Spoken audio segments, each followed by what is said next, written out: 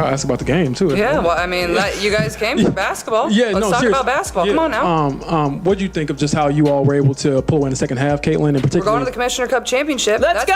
Pretty exciting. Y'all want to talk about that? Let's talk about that.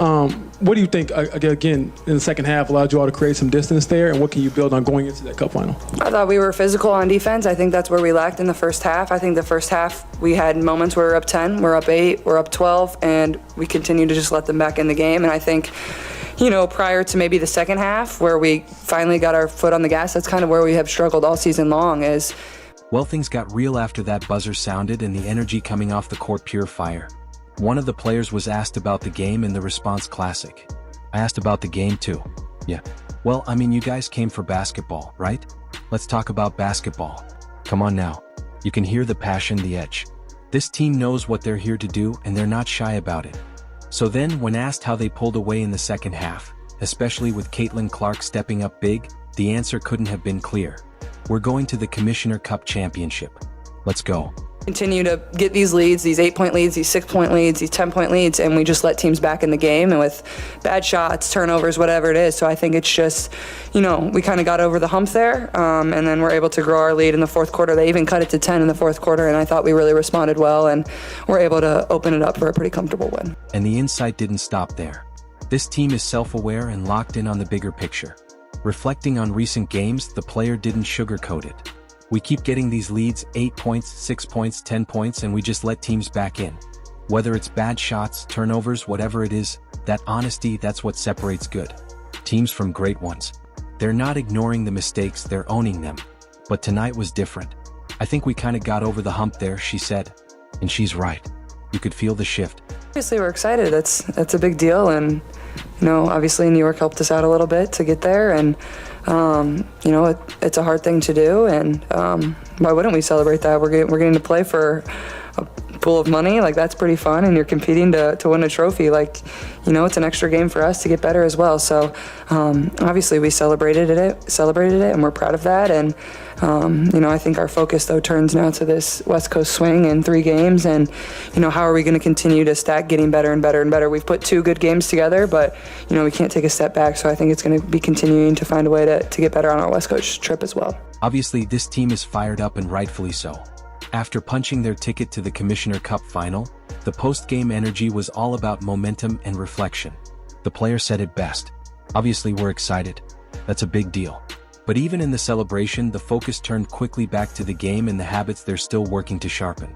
We continue to get these leads, 8 points, 6 points, 10 points, and then we just let teams back in the game. Bad shots, turnovers, whatever it is, it's real talk. The kind that shows this team isn't settling. They know where they've struggled and they're addressing Heaton. There was even a nod to the help they got to get to this point. New York helped us out a little bit to get there, but now it's about them, their game, their standard. You guys came for basketball, so let's talk about basketball. Come on now. And when asked about how they pulled away in the second half, the answer was simple but powerful. It's a hard thing to do, but they did it. What were you given for the tech that you got? I'll take the official questions. There wasn't an explanation for the tech that she got. I think it was pretty obvious that stuff was brewing, right? When the officials don't get control of the ball game, when they allow that stuff to happen, and it's been happening all season long. All season long. It's not just this game. It's been happening all season long. This is what happens, right? This is what happens. You've got competitive women who are the best in the world at what they do, right? And when you allow them to play physical and you allow these things to happen, they're going to compete. That much was clear.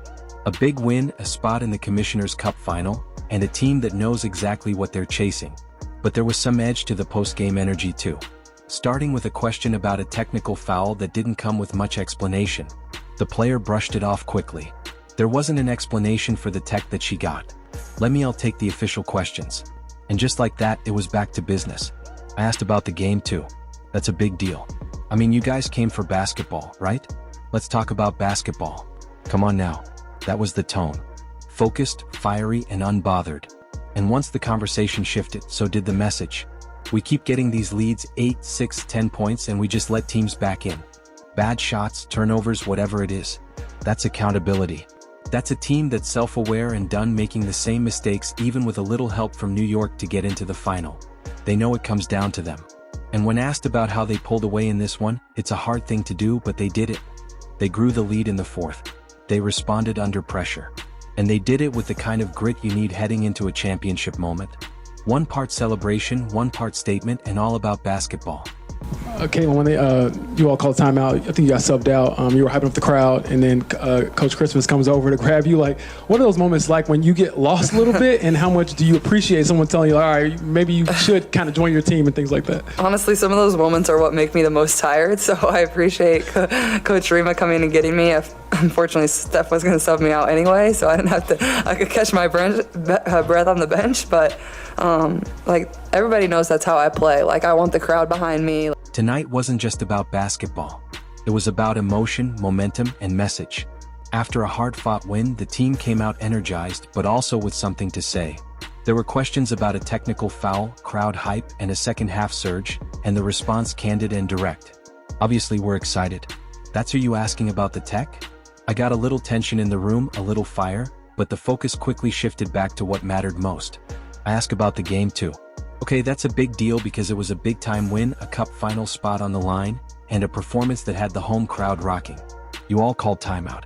I think I got subbed out. I was hyping up the crowd. That's passion. That's leadership.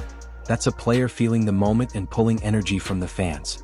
But even with the excitement, there was no avoiding the recurring theme. We keep getting these 8-point leads, 6-point leads, 10-point leads, and we let teams back in the game. They know it. The self-awareness is real. The mistakes, bad shots, sloppy turnovers. They're not hiding from any of it. You all called timeout. I think I got subbed out. I was hyping up the crowd. That's passion. That's leadership. That's a player feeling the moment and pulling energy from the fans. But even with the excitement, there was no avoiding the recurring theme. We keep getting these 8-point leads, 6-point leads, 10-point leads, and we let teams back in the game. They know it. The self-awareness is real. The mistakes, bad shots, sloppy turnovers, they're not hiding from any of it.